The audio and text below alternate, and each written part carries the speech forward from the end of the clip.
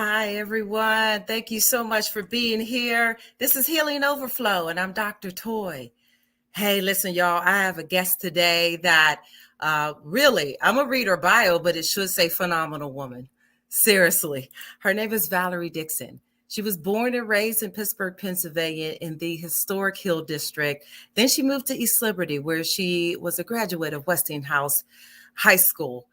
She was accepted into the Plumbers Local 27 apprenticeship program, and then she obtained her journeyman's plumbing license and remained in the trade for 10 years. She was a supervisor for UPMC's Best Healthcare program until the tragic death and homicide of her one and only son, Robert Dixon, on June 25th, 2001. This drastically changed her life. She was thrusted into action, and now she's a well-known activist in the city of Pittsburgh and Allegheny County. She is very affluent in assisting families who have suffered from the trauma and loss of a loved one. She implements change in policies and procedures, and she's behind the initiatives that directly address these concerns. Ms. Dixon is the executive director of her own organization called PACT Initiative, where their key focus is on unresolved homicide billboard campaign. These feature individuals that have lost their life to violence. She holds the current position as the Director of Family and Community Support at the Center for Victims, where she's been employed there for 19 years. That's where me and Valerie Dixon met and became really good friends. Ms. Dixon is very active as the Vice Chair of BPEP, Black Political Empowerment Project, and is a co-convener of the Coalition Against Violence. She's engaged with a committed group of council members who are dedicated towards advocating and implementing positive change within the African American community. Please go on our Healing Overflow page and read her full bio, because I'm going to tell you what, there is a long list of just how great this woman is. I swear there should say in the bio, she's a bad mama jamma. I am so happy to introduce you to my friend, my sister, Valerie Dixon. Well, hello, Dr. Jones, and thank you so much for inviting me. I am so proud of you. This is a wonderful opportunity, and no better person than Dr. Toya Jones to facilitate these discussions. This is just a beautiful platform, and I'm so glad that it was a brainstorm of yours. But thank you for inviting me on the show. Thank you for coming. You're Thank more you for coming. Listen, I'm so glad to have you here. I know your story. We have bonded over your story about your son. One thing I say as a trauma therapist for so many years, and that's how we met. We worked and helped folks that have been, been struggling through various violence and crime and tragedy. And I remember saying, to my clients, introduce me to your loved one, because I haven't had the opportunity and the pleasure of meeting them. Mhm. So, Valerie, if you could introduce us to Robbie and just let the viewers know who he is, um, let them get to know him a little bit through you. Oh, that is so sweet of you. I appreciate that. I'll tell you from the day this kid was born. May 24th was his birthday, and he just been a bowl of energy from day one.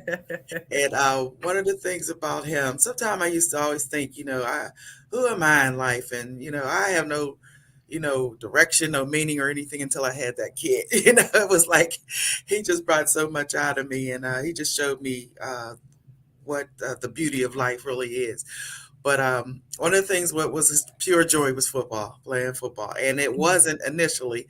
He was always so active. I had to have him in everything with that little energy. But one day we were walking past Peabody High School and Kingsley Association, they have their little league football team. So they were out there practicing one day, and he was 7. and we're walking past, and he ran over to the fence, and he just grabbed on the fence, and he's like, "What they doing? What they doing?" He's like, "They're playing football." He's like, "I want to play. I want to play." I was like, "Well, you got to sign up." I'm telling her, "You got to sign up. You got to do all this." So I called one of the coaches over, and I said, "Well, what does it take for somebody to start little league?" And he was telling me, and then he said, "They have to be 8." And I was like, "Oh, okay, okay, I'm gonna sign up next year." So we're getting ready to leave, and he's clinging on the fence. I'm like, "Come on, we gotta go, we gotta go." He didn't want to go, and so he said, "Can I play? Can I play?" I said, "I gotta sign you up." I said, "But you gotta wait till you're 8." We went home. He cried for 2 whole weeks. He wanted to play Oh. football. So I took him back in 2 weeks and told him he was 8. And we signed him up for football. And he was just a superstar from the day he walked on the field, and to the day he played from little league all the way up until he did 1 year of college at Merced College in California, but he begged to come back home.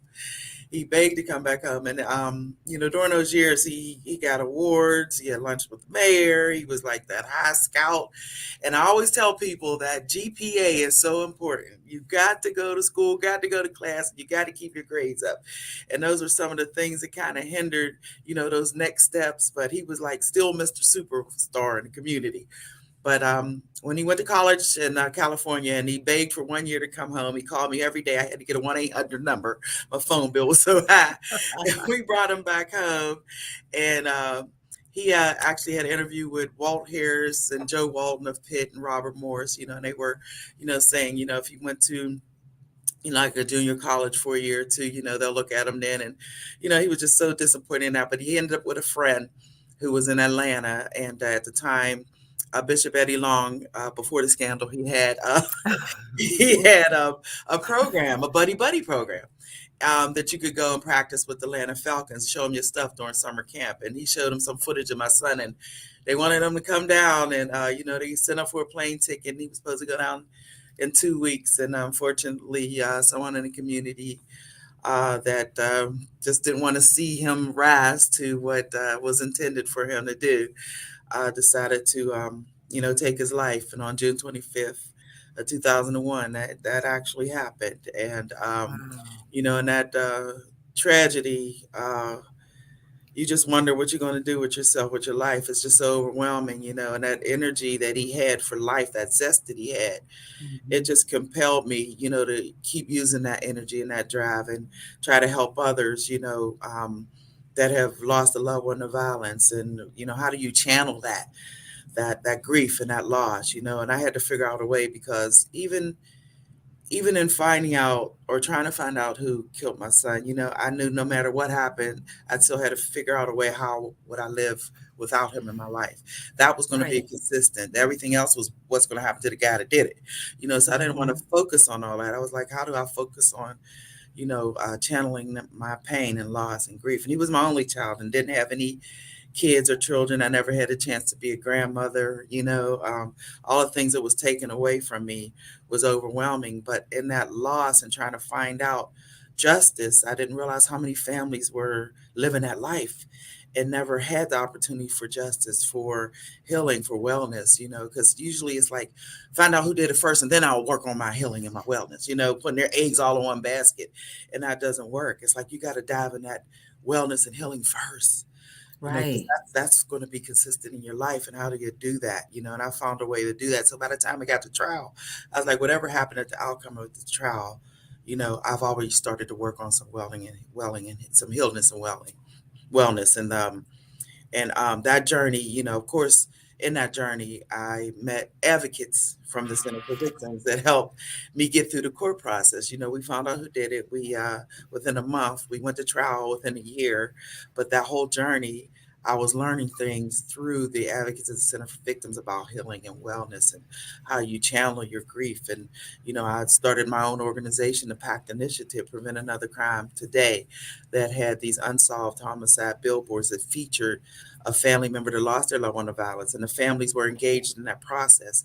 So it not only helped with them knowing that their loved one mattered and that other people care about their loss and their grief, but it got them to a level of saying, I want to do something to help with my grief, or I want to share my story if it can help another family, or I want to engage in some type of community event so that, my story might help change another young person's mind of taking someone else's life or harming another family. So it got other family Right. members engaged. And so that was the key to the steps toward healing and wellness, because you could get lost in that darkness and it takes you down a road that you just can't come back, and I thought I would be Yeah. a good bridge for family members that, when they see the journey that I've taken and where it's taken me to, they can have hope that they can get somewhere in their healing and wellness from such a tragedy. And so that's Whew. a 20-year continuous unfortunate journey. But, I know God has used me as that vessel, and they did not stop the what my son, the impact my son would have had on people. It still reigns today through me, through healing, through that journey. And still today I have people still talking about my son. Like, that means so much. Like, he got a posthumous award too. He was gone for 17 years, and he was recognized, as, a leader and somebody that had the passion and zest for life and for football. And, so I that's what has carried me, and that's what I try to help family members, get through their journey. That loved one that they lost, they carry on through you, and Mm. you can heal through that. That's a huge piece of it. So, that's who Robbie was, from day Wow. one. He brought life to others, and I feel Yeah. like he continues to do that. Well, you continued it on, Val. When I hear your story, and I've heard it many times, we've sat down, had lunch, and talked through Mhm. this. That moment, you decided this will not keep me down. I will not get swallowed up in this hole. I will get up. I will push through this healing process, and I'll reach out as I'm in the muck and help others. Like, that was a turning point. That was a decision, and you allowed people to help you and grab your hands, and you got out of that, and you continue to help people. That's phenomenal. Yes, yes, I definitely, thank God for that. Always say that, through him, all things I know is possible, because, I tell my mom too, thank God she's still living. I Yeah. used to live on her faith. I used to draw for her faith till I gained my own, until I was able to get my own. She carried me with hers, and I gave my Thank own. God for mamas. Yes, thank God for mamas. And I just so glad I had them in my life. And I don't preach, I don't pray, anything like that, but people see God through your own actions and your own, the way you move, and I think that's the biggest way and to deliver him and his word, and his strength, because it can get you Yeah, through literally anything. And you see that in people's actions, you know what I mean? I don't have to preach it and pray it and hit you on the head with a Bible, you know what I that's mean? right. It's in the spirit that you exuberate to others. And I thank God that he was there, before I had him in my life beforehand, and I thank God he was there when it happened, because I don't know where I Mm. would be if he wasn't, So Wow. that's What do big. you that it is big, and the strength, I mean, just hearing you speak and seeing you work in the community, there's so much strength and there's so much power behind your words and your actions and your movement. I know people that you have helped, and that you pulled them out of that hole. You've helped them so much. I know how much you helped me as a therapist, and you as an advocate. When we were working together, I would come to you. I was very new as a therapist, and said, can you talk to me about homicide survivors and what that's like, and give me some tips on what is most helpful to them, and what's the healing process. And you sat there, you schooled me. You're Professor Valerie Dixon up in here. And that really helped to mold me, who I am today and what kind of therapist I am today. So turn that outward to our viewers. There are viewers here that said, please, overflow some healing onto me, because I am hurting.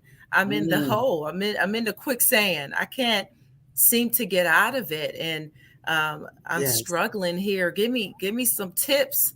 Val, help me. You've been through this. Oh my God. It's it's wonderful for anybody that's even watching right now. You're already taking steps right now. You're looking into, um, I need an avenue. I need something to reach out to connect with. That's something that, rings that bell for me. What moves me to the next step. And a lot of times we forget some of the things before our dark moments, what made us happy before. We put so many things back on a back burner. And, one of the things I'm just so happy about is that the avenues that I've been given and provided in front of me to say, hey, what do you think are some things that can help draw people? As African Americans, we have a stigma about seeking therapy or going to get counseling. I don't need no shrink. We're strong people. We'll get through this and all that stuff. We're regular people like everybody else, and we hurt and we try to suppress, and move forward and move on. And those things that we suppress, they have to find somewhere to house. But the more you suppress, the more it starts to build up and it's going to bubble up and it's going to blow up one day. And where are you going to be when that happens? Are you going to be having a conversation with one of your kids and it goes left? Or are you going to be at work and people say, oh my God, you snapped out, or on a bus somewhere? So we can't suppress. We got to find a way. We're all like a hot water tank. We got to have a relief valve and find out, how do we get that relief? Where do we find that at? And I've found so many avenues. Mine's was, I jumped straight into activism. Like, why are our kids killing each other? Where are they getting these guns from? Who's working on this? What's going on? I dove in. I was at meetings, community meetings, and I was hearing voices of people saying different things, and I had to figure out which was my lane, what was more important for my lane. And a lot of my lanes was, even though I was a criminal court victim advocate, for the 19 years I've been at the Center for Victims. For 15 of those years I was in court, and I was a great advocate. I knew about the court process, and I navigated the families through that ugliness, or the beauty of it as well too, and I knew when they left that courthouse, whether it came guilty or not guilty, they still had to go home and deal with their loss and their trauma and that Yes. emptiness. And so how do we reach them there? How do we give them some tools for that process when they're at home? And staying connected was one of the things. Like, you can get into a loneliness of a darkness that you're all alone. You could be in a room of 100 people and still feel you're alone. But how do you reach out? And it's just like NA or AA, you reach out to people who have gone through it. I think you get a lot more connected for people who either have decided to live in the field of that work or people that have gone through it. Those are the ones that can help you navigate, and try to find your way, because it really is up to you to find your way, what attracts you most. And to me, it was the mothers, the grandmothers, the sisters, the aunties, the women that are still left in the village that have to keep moving forward with such tragic loss and hold their families together and be that glue still that everybody goes to. And how do you do that? How do you try to navigate that when you feel like, I need help, but everybody's coming to me for help? I'm not pillars. Right. So where's my pillow to lean on and lay on? And I said, that's my avenue to reach the mother. Because if you reach the females in the family, the loved ones that have lost, then you've reached so much core of the family, because they are the ones that help keep the ship moving. And so how do we continue to make sure the ship is strong, and that it doesn't sink? And so that was the avenue that I said, let me look at that. Let me reach out for that. And one of the things that we do here, that the center has allowed us to do, and that we talk about in the community, is different projects. And we have a women's wellness group that I started here at the Center for Victims. Actually, it started as an intergenerational healing group, because we've seen how generationally trauma is carried down. And when it's not addressed, we give it to our children give it to their children, and so on and so forth. So it becomes intergenerational, unaddressed trauma. And we had to see how we could begin to break a cycle of that and look at that, identify it first. Some of us haven't even identified the trauma Yes. that's carrying on through our Yes. lives. And we walk through it with it daily on our shoulder like a book bag. Yeah. Right. You know? So when we can, Weighing us down. Yes, exactly. Mm-hmm. Mm-hmm. So pinpointing it, sometimes that's the pain that we don't want to feel. So that's why we suppress it. But when you feel the pain, you got to feel it to heal it, so to speak. And so when you feel it, you've Ah, identified it. You said, "Oh, that's what it is. That's why I'm making those decisions, those choices, and that's what's triggered." When you put a finger on it, now we can start working on it. Now I identified it. So how do I work on that thing so that it's not my trigger? And I don't want to. I know your time is of the essence, but I wanted to share a quick trigger of mine was when Robbie died. One of the things before he died, when I go shopping, I could not come home without everybody know about that Quaker oatmeal, the apples and cinnamon in the box, the right. instant one, got the little green label, lime green color label on it. I could not come home without that in a box, in a bag. And so I came home. One day I went shopping after Robbie passed away, and I came home. I did my regular shopping, and as I was taking everything out the bag and putting it on the counter, I pulled out the box and I looked at like, oh my God, I bought my son's oatmeal and he's not even here. And Ooh, I looked at that box and that box is my trigger. So that box is in the bread aisle. So every time I go to store, I know I got to get bread, but I got to see that box. And I'm in aisle 7 crying with some yes. cereal in my hand and I said, that was one of my triggers. That Mm-hmm. Quaker oatmeal, apples and cinnamon was a trigger for me. Seeing that little lime green label. And I would walk down the aisle sideways so I wouldn't see it. So bread on this side. So I'm walking sideways. Then one day I looked down the aisle and it looked like it was a mile long. And I said, I'm going to have to figure out a way to overcome my fear of that box. So I walked down that aisle and I went to my regular bread and I seen the box and I had a short jolt, but it didn't kill me. Mm. I said, this is not going to kill me. I just have to face it, face my fear, and get through it. Now I go through the aisle now and I see what new flavors they got out now.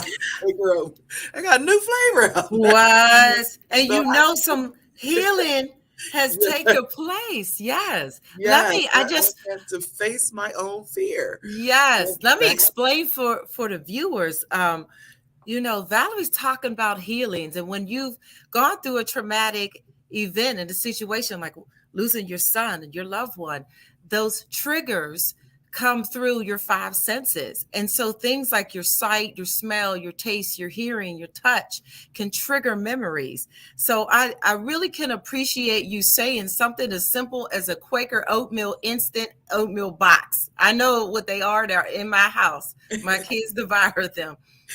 Things that simple can be a trigger, but understand, viewers, this is a normal reaction to the really abnormal, out the box experience that you've gone through. So, thank you so much for sharing that, Val.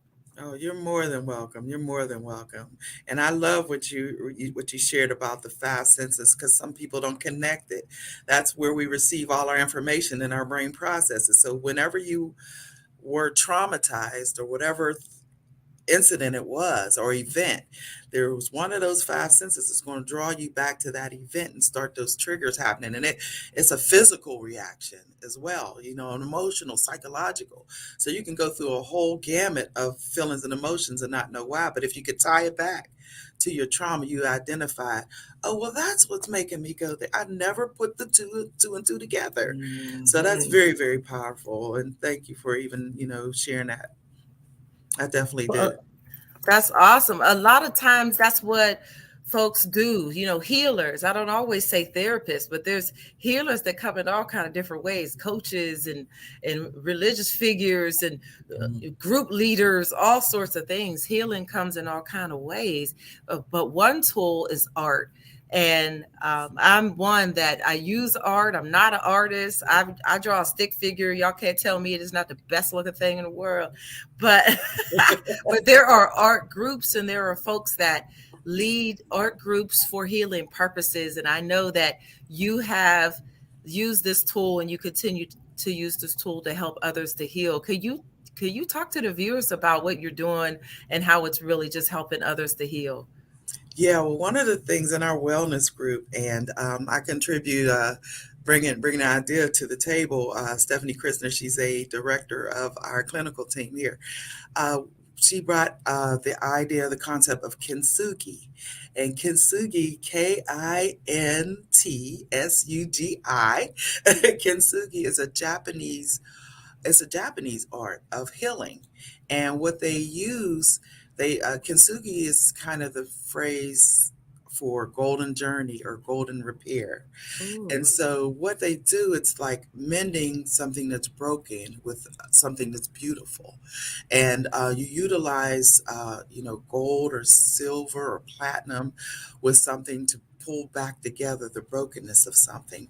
And that brokenness in the healing process of repairing it with those different facets, it makes it even more beautiful than it was before it was broken.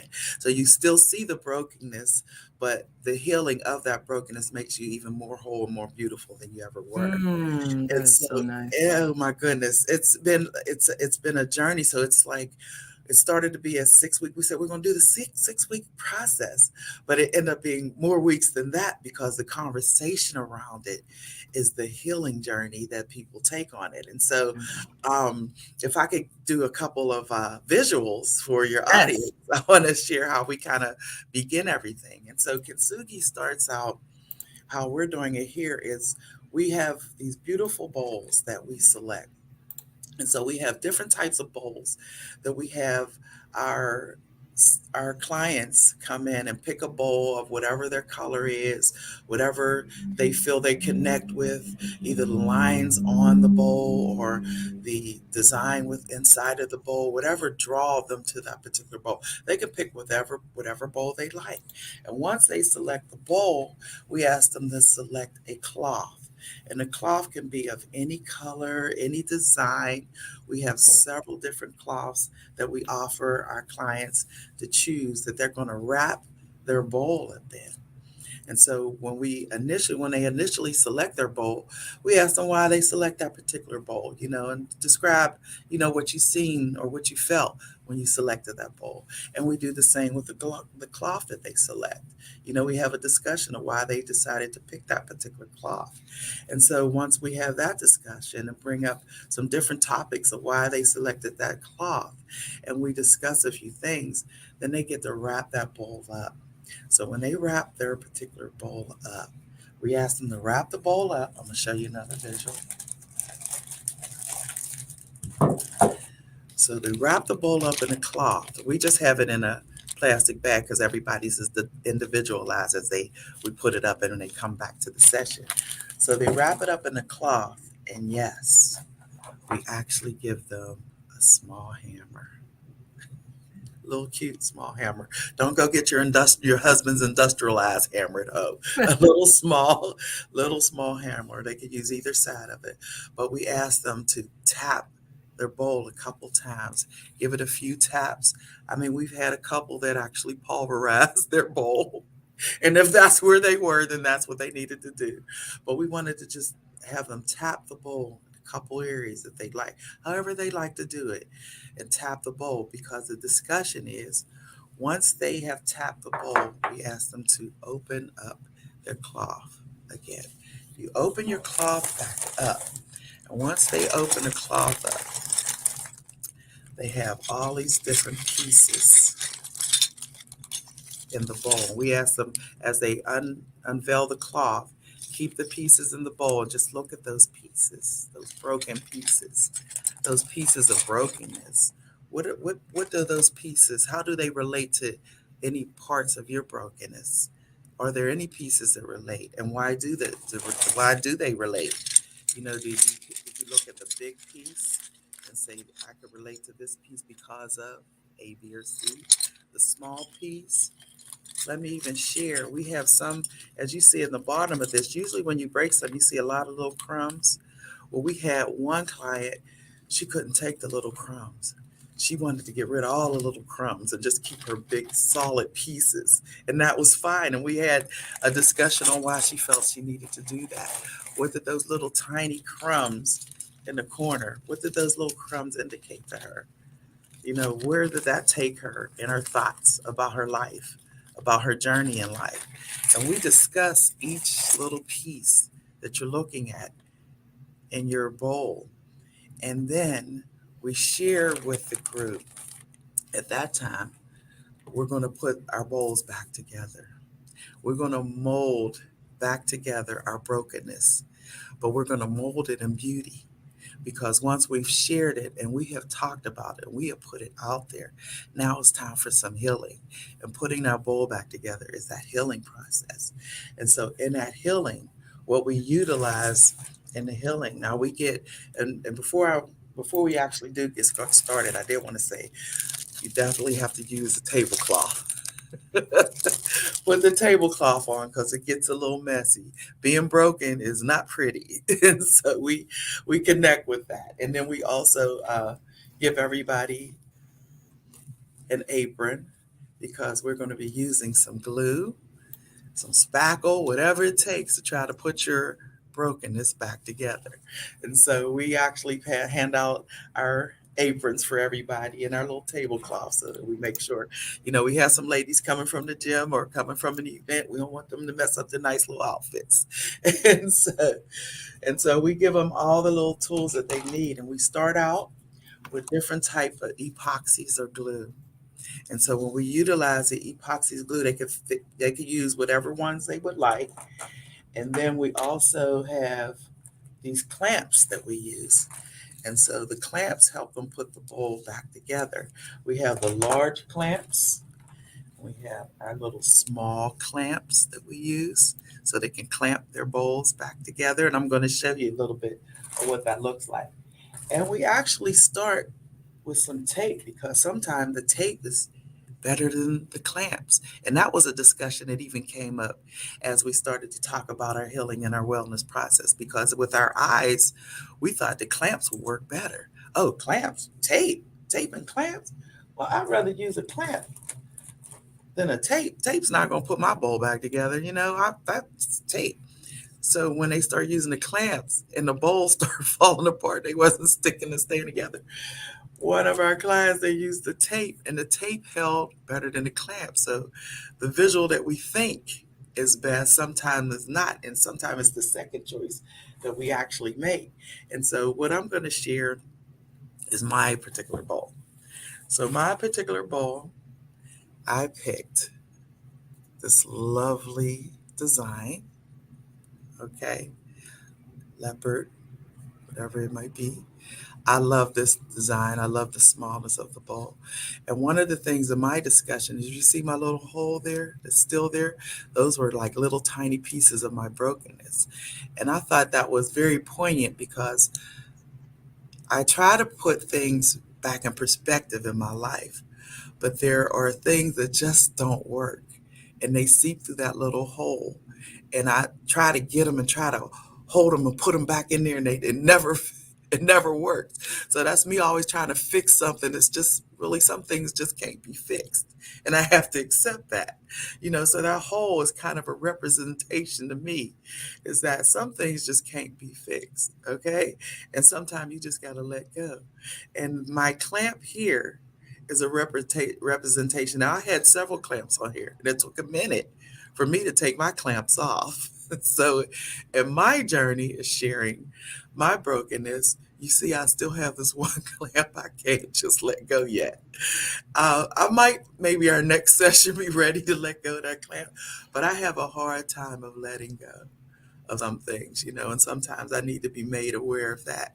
But that's kind of my journey and has been part of my journey and my process of how I do things in my life.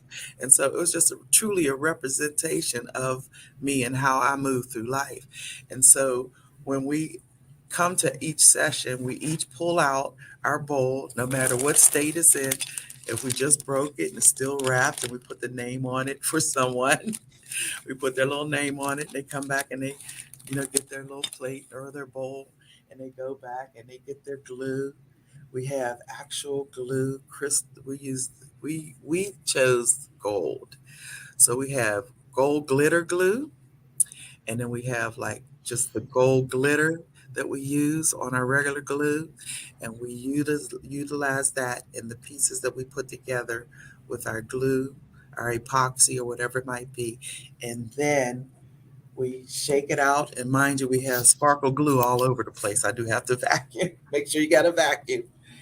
And when we complete it, it comes out. Even though you are broken in your healing process, you are even more beautiful than you were before you were broken, because your journey has taught you so much in your brokenness, and you've learned so much, and you've given so much to others, that it just comes out beautiful, more beautiful than it even started. And so those are some of the discussions that we actually have when we do Wow. our kintsugi exercise. Oh, that blows me away. It really is beautiful. It really is beautiful. Thank you so much for just walking us through that process. It's so powerful. I could feel it all in my chest, in my body. That was so powerful. I can't imagine what kind of healing power is just flowing all over the room when you do that. Thank you so much for sharing that. And thank you for doing that for our community. That is so Oh, powerful. you're so welcome. We're excited each step that we are, and no matter who comes in the group, we start them on the step, and everybody just continues on from wherever they're at, and it just feels like a natural flow. New people in the group just open up. It just seems so safe. Yeah, I think you said something so important. No matter where someone is, they're still in the healing journey. Some might still have their cracked pieces in the bag. Some might be putting their golden glue on their pieces, but they're still in the room to heal. And that's really Mhm. powerful. It Thank is. you, It Valerie. is. Thank you. You've Thank been you. wonderful. You've been wonderful. Thank you so much. I have to have you back and just to continue to talk about, healing this brokenness. There's just so many ways. And as viewers, I really hope that you got so much out of it and you just have a little bit more tools to keep going. Keep tuning in to Healing Overflow. Again, I'm Dr. Toy, and thank you so much for your time. Thank you, Valerie. Thank you, Thank viewers. you. Congratulations. Thank you.